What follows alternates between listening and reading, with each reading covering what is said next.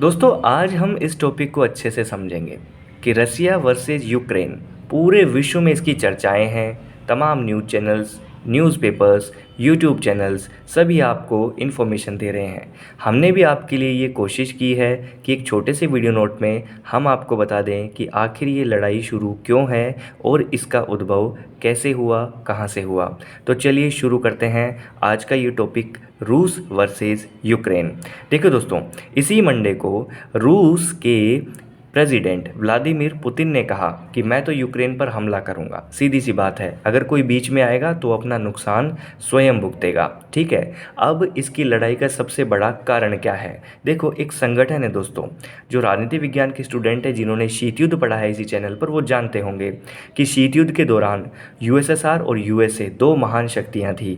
इन महान शक्तियों ने अपने अपने सैनिक संगठन बनाए थे जिसमें देशों को शामिल किया था। जिसमें हम बात करें तो नाटो जो था वो अमेरिका का था। अमेरिका के नीचे जितनी कंट्रीज़ थी जिन्होंने इनको इकट्ठा किया, अपनी शक्ति बनाई, सैन्य संगठन था जिसका North Atlantic Treaty Organization full form होती है।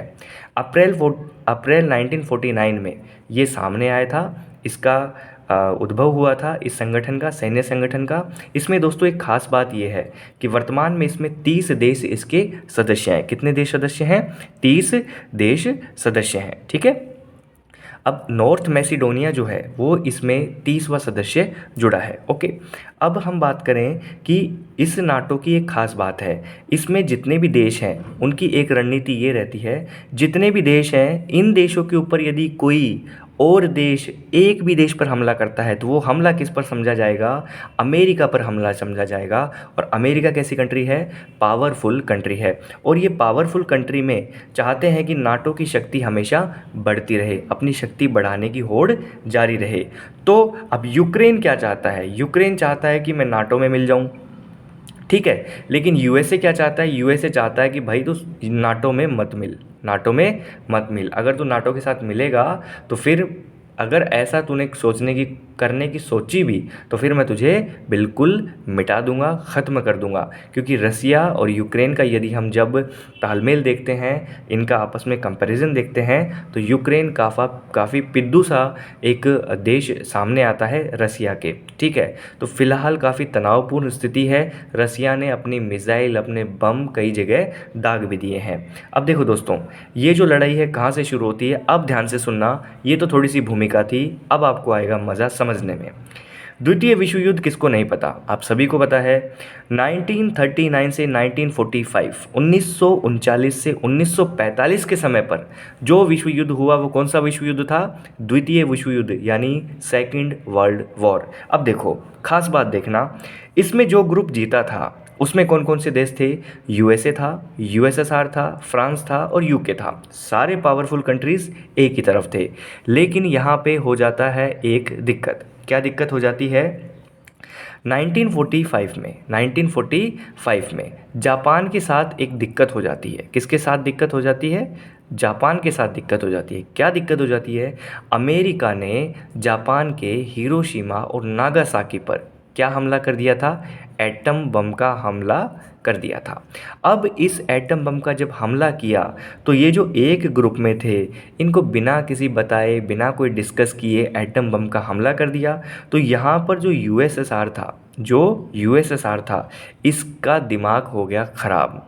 इसको ये लगा, अच्छा तुम्हारे पास तो एटम बम भी है और हमें बताया भी नहीं, और तुमने हमला तो किया लेकिन हमसे पूछा भी नहीं। भैया यहीं से शुरू हो जाती है शक्तिशाली बनने की होड़। ठीक है। 1945 में जब द्वितीय विश्व युद्ध समाप्त हो जाता है तो अब दो ध्रुव सामने आ जाते हैं पूरे विश्व के। एक तो यूएसए और दूसरा यूएसएसआर। ये बात आपने अच्छे से सुनी होगी।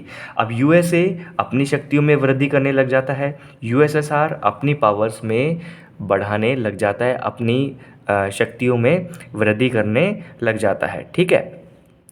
क्योंकि अब ये अपनी अपनी पावर्स बढ़ा रहे हैं, अपनी अपनी शक्तियाँ बढ़ा रहे हैं, तो इसको हमें ऐसे देखना चाहिए कि इन्होंने अपने सैनिक संगठनों की भी शुरुआत की, जिसमें सबसे पहले जो संगठन की शुरुआत करते हैं वो करते हैं यूएसएसए। इन्होंने एक नॉर्थ अटलांटिक ट्रीटी ऑर्गेनाइजेशन के तहत 12 देशों के साथ में एक संधि समझौता किया।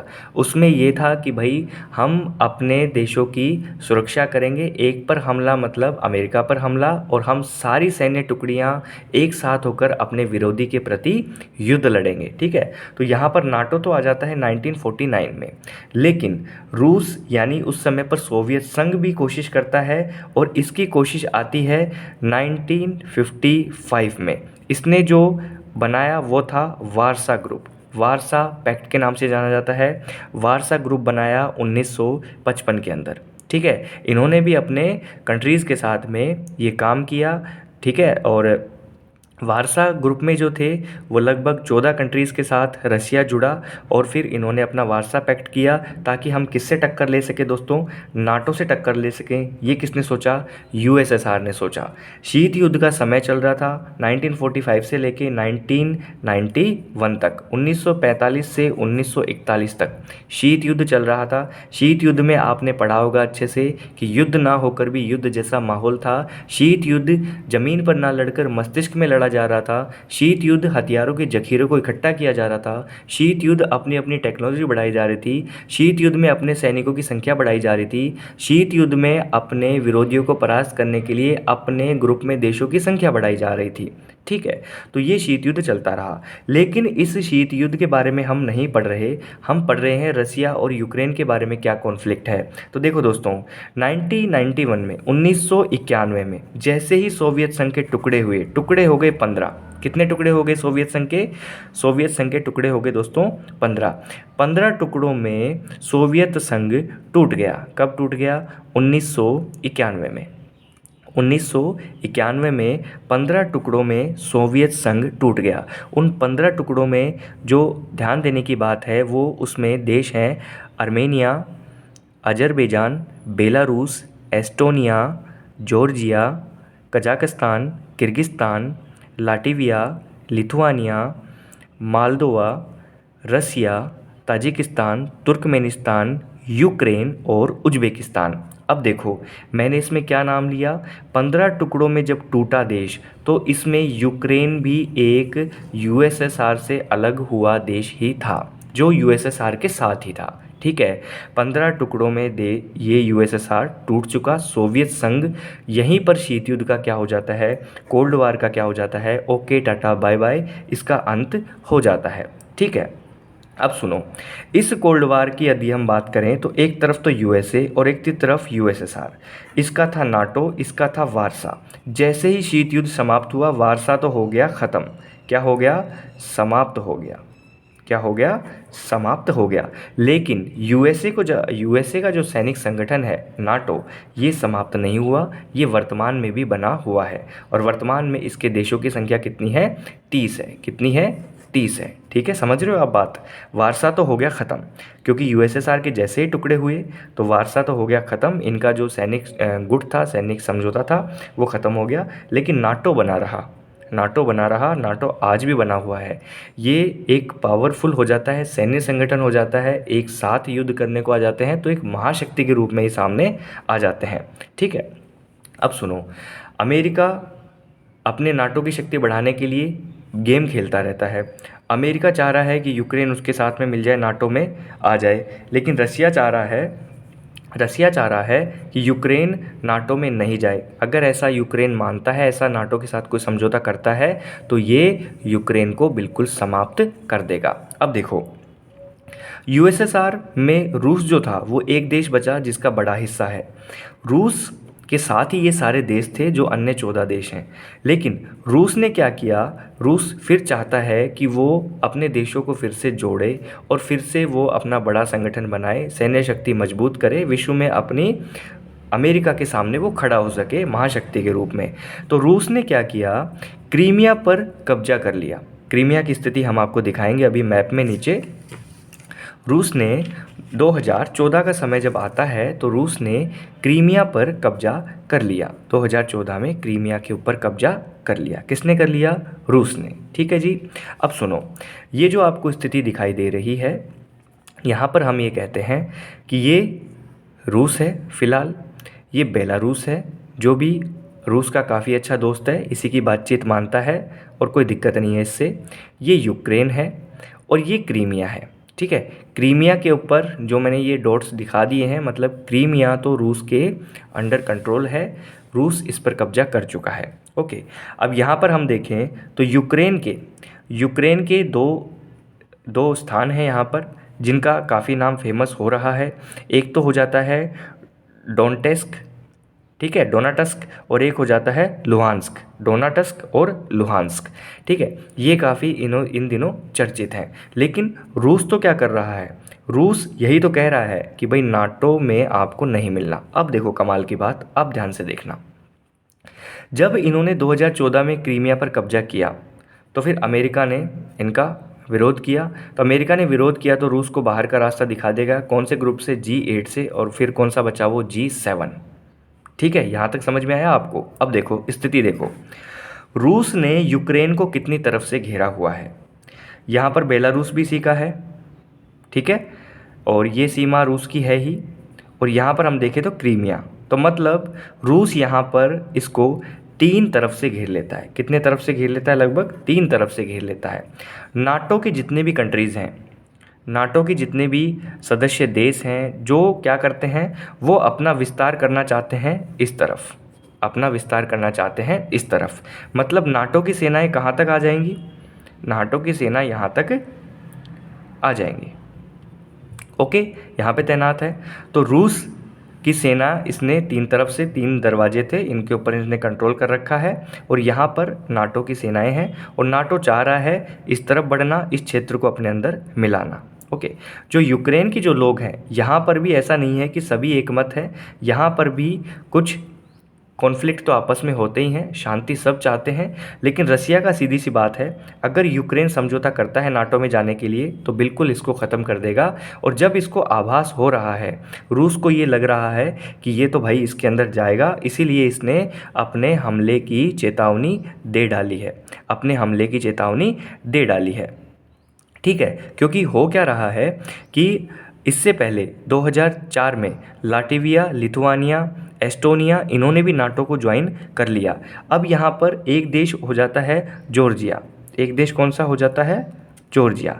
जॉर्जिया और यूक्रेन, जॉर्जिया और यूक्रेन, इन्हें ऑफ़र दिया गया था नाटो के द्वारा 2008 में कि भाई तुम क्या करो, नाटो को ज्वाइन कर लो। लेकिन ये नहीं जुड़े थे। अब भी बात वही है कि ये यहाँ पर यूक्रेन को बिल्कुल ख़त्म कर दिया जाएगा, पीस दिया जाएगा, क्योंकि ये जो हमले चल रहे हैं ये 2014 से ही कॉन्फ्लिक्ट चालू है, 2014 से ही। और लगभग जितने भी आपने न्यूज़ चैनल्स देखी होंगी, हज़ारों की संख्या में सैनिक यहाँ पे मारे जा चुके हैं। ठीक है, हज़ारों की संख्या में सैनिक यहाँ पे मारे जा चुके हैं। तो भैया इसमें बात तो यही है कि यहाँ पर चिढ़ तो किससे है? रूस की चिढ़ किससे है दोस्तों?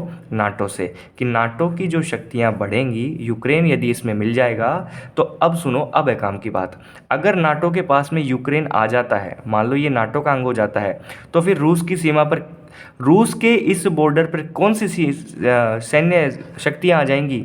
नाटो की सेनाएं, नाटो से संबंधित जितने भी देश हैं उनसे संबंधित जो सैन्य शक्तियाँ हैं वो रूस के इस बॉर्डर पर आ जाएंगी। अरे सारा मामला तो बॉर्डर का ही है। तो मतलब रूस के निकट यदि पहुंचना है तो यूक्रेन को नाटो में मिलाना होगा, और यूक्रेन को नाटो में मिलाने के खिलाफ कौन है? रूस है। तो भैया इसी के लिए क्या हो रहे हैं? बम धमाके किए जा रहे हैं। तो आपको ये पॉइंट कितना समझ में आया, आप कमेंट ज़रूर करिएगा। फ़िलहाल सारे विश्व की नज़रें इसके ऊपर गड़ी हुई हैं। ठीक है, क्योंकि रूस अपनी बातों पर बहुत ही टिका हुआ है। अब देखो, रूस और यूक्रेन, यहाँ पर रूस और यूक्रेन, इसके बीच में यदि युद्ध बड़े स्तर पर छिड़ जाता है तो इसका सामना ये बिल्कुल भी नहीं कर पाएगा, क्योंकि रूस वेरी वेरी पावरफुल, ठीक है ना। जहाँ पर रूस के पास में लगभग 8 लाख की सैन्य शक्ति है, वहाँ पर यूक्रेन के पास ओनली 2 लाख की सैन्य शक्ति है।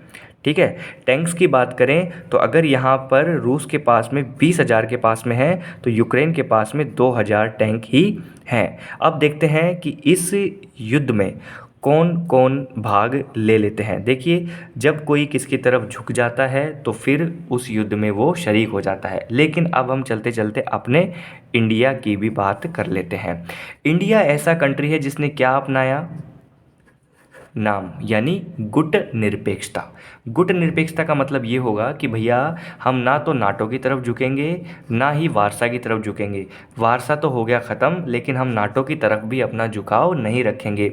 हम जहाँ भी कॉन्फ्लिक्ट होगा हम वहाँ पर तटस्थ रहेंगे। तटस्थ का मतलब ये नहीं कि हम जो गलत हो रहा है उसके खिलाफ नहीं बोलेंगे, हम बोलेंगे लेकिन हम किसी भी सैन्य संगठन में शामिल नहीं होंगे। ठीक है, ये है गुट निरपेक्षता। ठीक है, आपको अच्छे से पढ़ा होगा नेहरू की रणनीति में। तो फिलहाल जो ये चर्चित मुद्दा है, जो ये बिल्कुल खतरनाक चल रहा है, ये यूक्रेन और रूस का, इससे हमारे देश पे भी काफ़ी इम्पैक्ट आया है। हमारी जो शेयर मार्केट है उस पे भी काफ़ी प्रभाव पड़ा है, काफ़ी महंगाई भी बढ़ रही है। यूक्रेन के अंदर हमारे देश के बहुत सारे बच्चे भी फंस रहे हैं, डॉक्टरी भी कर रहे हैं। तो उनको एयरलिफ्ट करने का, उनको निकालने का जिम्मा भी सरकार का है। सरकार भी अपने स्तर पर काम कर रही है, लेकिन वहाँ पर पूर्णतः असुरक्षा का माहौल हो चुका है। ठीक है ना। तो अब ये चीज़ हमें समझ में आई है, और बिल्कुल समझ में आई है। ये चीज़ बिल्कुल ध्यान में रखिएगा कि यूक्रेन जो था वो यूएसएसआर का ही अंग था। मतलब रसिया और यूक्रेन एक ही पार्ट थे, एक ही पार्ट थे। ठीक है ना। तो यूक्रेन ने खुद को जब इंडिपेंडेंट डिक्लेयर कर दिया तो फिर अब ये नाटो और रूस के बीच में कौन पिस रहा है? यूक्रेन पिस रहा है। अब देखना पड़ेगा, यूएनओ ने भी अपना जारी किया होगा, और क्या बहुत सारे देश भी कोशिश कर रहे हैं। हमारे प्राइम मिनिस्टर ने भी शायद कुछ कहा है रूस को, क्योंकि रूस शुरू से ही अच्छी मित्रता रही है। तो युद्ध किसी का भी भला नहीं कर सकता, इसलिए युद्ध रुकना चाहिए। विध्वंसकारी होता है युद्ध। तृतीय विश्व युद्ध की बू आ रही है लोगों को, लोग घबरा रहे हैं कि कभी तृतीय विश्व युद्ध ना हो जाए। चलिए दोस्तों, इस वीडियो नोट में इतना ही, जितना मैं समझा सका बता सका आपको ये चीज़ें समझ में आई होंगी। कॉन्फ्लिक्ट पुराना है, नया नहीं है, लेकिन अब लड़ाई अभी भी वही वर्चस्व की है, अभी भी वही वर्चस्व की है। रूस को अपनी सीमाओं की टेंशन है, क्योंकि यहाँ पे नाटो की सेनाएं आ जाएंगी और ये इसके लिए दिक्कत खड़ी हो सकती है। Thank you so much for watching this video note. कोई मिस्टेक हुई हो तो कमेंट करिएगा, शेयर करिएगा। मिलते हैं नेक्स्ट वीडियो नोट में।